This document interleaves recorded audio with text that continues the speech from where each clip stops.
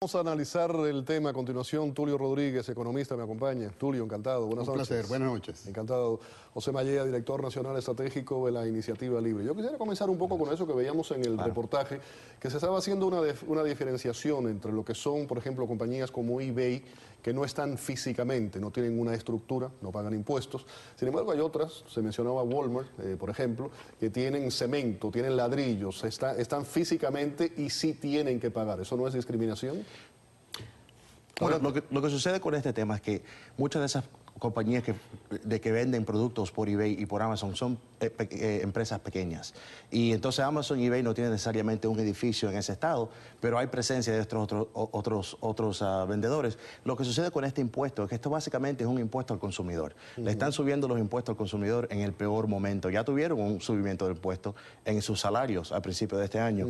Ahora hay mucha gente que tienen sus salarios ajustados, que están comprando por internet para ahorrarse dinero en esta economía que está muy difícil, y ahora lo están castigando con un subimiento de impuestos. Eso no está justo.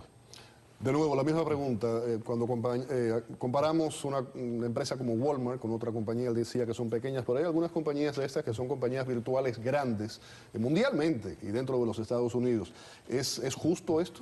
Bueno, el problema no es un problema de justicia, esto es un problema de racionalización del concepto. Uno tiene impuestos que se llaman impuestos federales, que es el impuesto al ingreso. Uno tiene impuestos a las sucesiones, cuando alguien muere. Uno tiene impuestos a las propiedades. Y hay un impuesto fundamental que se llama el impuesto al consumo, el impuesto a las ventas. El impuesto a las ventas es un impuesto regional, tan regional que ni siquiera es estatal, va a nivel de los condados. Eso parte incluso de ese impuesto se recauda para el beneficio de los condados y de las labores de los condados, y también parte se redistribuye al propio situado del impuesto federal. La economía de los Estados Unidos funciona sustancialmente en un 70% en función del consumo. Ahora, déjame dejar este punto allí. Nosotros estamos viendo un cambio y una evolución espectacular en lo que está sucediendo en el mundo, pero no en materia impositiva ni legislativa, sino en la evolución de la sociedad. El cambio más importante que nosotros vimos, lo vimos a partir del año 1993, con la aparición de la Internet, con la popularidad de la Internet. Y entonces, ¿se acuerdan de la música? ¿Te acuerdas de la música? Habían aquellos sites que se llamaban Napster, Audio Galaxy, LimeWire. Ahora recientemente hay uno que se llama iTunes, ahora hay otro que se llama The Pirate Bay, donde uno puede ir y bajar música, en algunos casos ilegales, en otros casos legales. Eso desvirtuó completamente la naturaleza de la comercialización de la música. Y tuvieron que cambiar porque no pudieron con la tecnología. Si nosotros vamos a ver la tecnología de hoy, donde tenemos teléfonos inteligentes, donde tenemos tabletas, donde tenemos una cantidad de cosas que transforman totalmente lo que hay. Nosotros eso no lo podemos detener. ¿Usted cree que mucha gente compre a través de la Internet porque dice no pago impuestos? No, yo no creo eso. Yo creo que sí. Y Félix, lo que sucede también es lo siguiente. En este país, como acaba de explicar el doctor, existen 9.600 jurisdicciones individuales para dar impuestos, que son condados, ciudades, estados.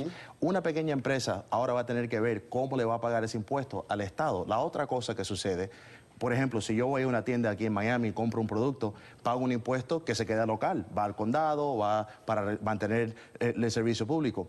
Ahora lo que están haciendo, la compañía en Miami tiene que cobrarle impuesto al comprador en Arizona y después pagar ese impuesto al estado de Arizona, a la ciudad y al condado. Quiere decir que ahora han creado más burocracia, más regulaciones para esas pequeñas empresas. Entonces están castigando al consumidor, subiéndole los precios durante un tiempo muy difícil. Nada que sea pagar más y que suene a impuestos es popular. No, hombre, no. Y bueno, y lo que sucede en Washington, y por eso es que esto ha tenido el movimiento que ha tenido, es que hay cabilderos con mucho poder, hay empresas grandes como Walmart y otras que están a favor de esto, pero ¿quién defiende al consumidor? ¿Quién defiende a la pequeña empresa? Lo que sucede es que la transacción por Internet, que todavía no es tan popular, ese es el futuro.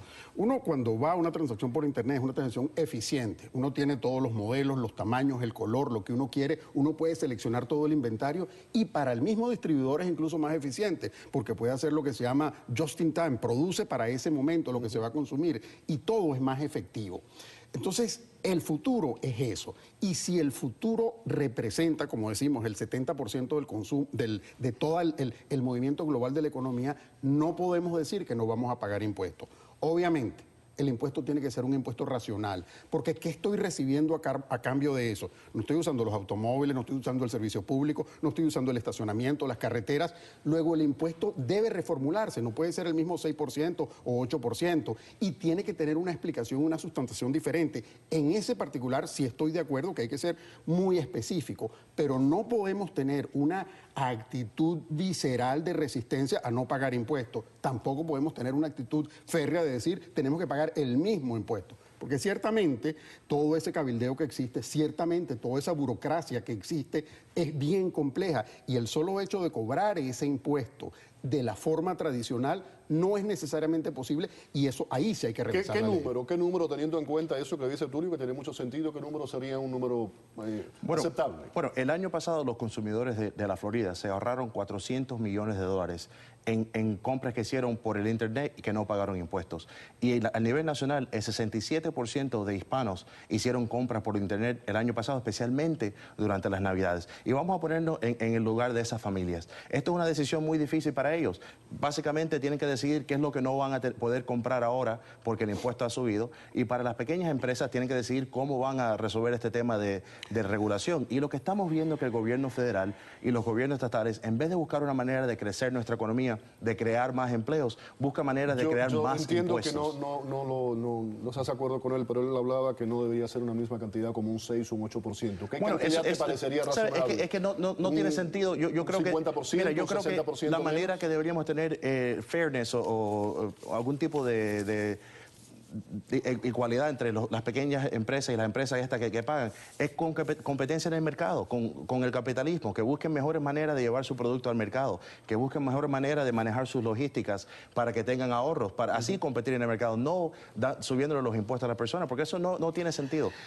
Tenemos un problema de mucho más peso. La economía americana viene de 5 años sin tener ni siquiera un presupuesto, con un déficit trillonario de manera gigantesca. Tú no tienes sino dos maneras. O haces crecer la economía, como decía José correctamente, y tienes que hacer crecer la economía muy por encima del 2% efímero que tienes en este momento, o recaudas más impuestos. Si no, simplemente te extingues. Entonces, el gobierno está en ese proceso. Obviamente, yo he sido en esta misma tribuna muy crítico del proceso de no incentivar a los capitales. Hay que tener impuestos bajos para incentivos del capital, para que el capital se reproduzca, pero no podemos pretender que la nueva modalidad de consumo no sea pechada de alguna manera. Yo no puedo decir un número porque eso depende de toda una serie de métricas y algoritmos que hay que establecer.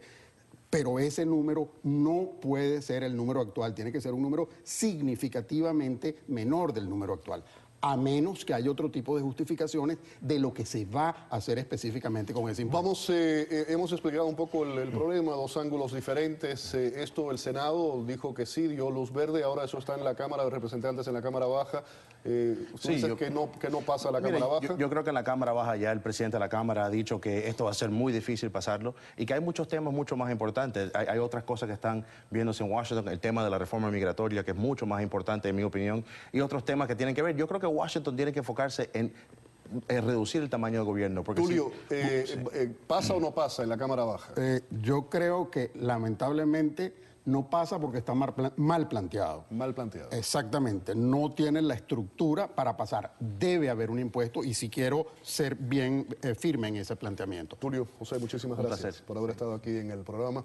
Vamos a la pausa. Al regreso, la narcoviolencia mexicana muta a otros tipos de delitos y a otros países.